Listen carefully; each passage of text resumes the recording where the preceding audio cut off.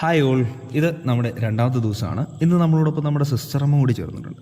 ഇന്ന് നമ്മൾ ഈ വെയിറ്റ് ഷെഡ് ഒന്ന് കഴുകി വൃത്തിയാക്കുവാനാണ് തീരുമാനിച്ചിരിക്കുന്നത്. അതിന് ആവശ്യമായിട്ടുള്ള ടൂൾസൊക്കെ നമ്മൾ കോന്നിയിൽ നിന്ന് തന്നെ വാടകയ്ക്ക് എടുത്തു. അങ്ങനെ നമ്മുടെ വാഷിങ് നമ്മൾ പതിയെ ആരംഭിച്ചു. അപ്പോഴാണ് ശ്രദ്ധയിൽപ്പെട്ടത് മുകളിൽ കുറച്ച് കാട് കിളിച്ച് നിൽക്കുന്നത്.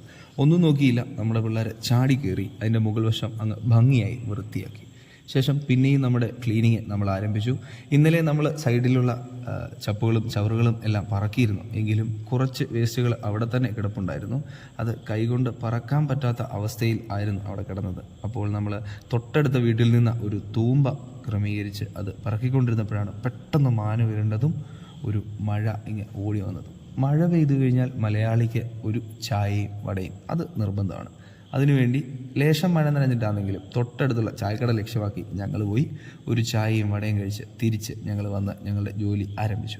നമ്മുടെ ഈ പ്രവർത്തനങ്ങളെല്ലാം കണ്ടിട്ട് പത്തനംതിട്ട ഭദ്രാസനത്തിൻ്റെ അനുഗ്രഹ സോഷ്യൽ സർവീസ് സൊസൈറ്റി നമ്മളോട് ചേർന്ന് പ്രവർത്തിക്കുന്നതിന് താല്പര്യം പ്രകടിപ്പിച്ചു. അത് ശരിക്കും ഞങ്ങൾക്ക് വലിയ സന്തോഷമാണ് നൽകിയത്.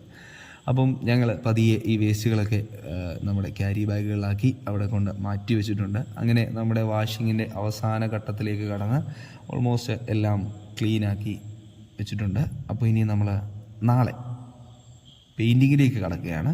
അപ്പം നാളെ കാണാം. ബൈ.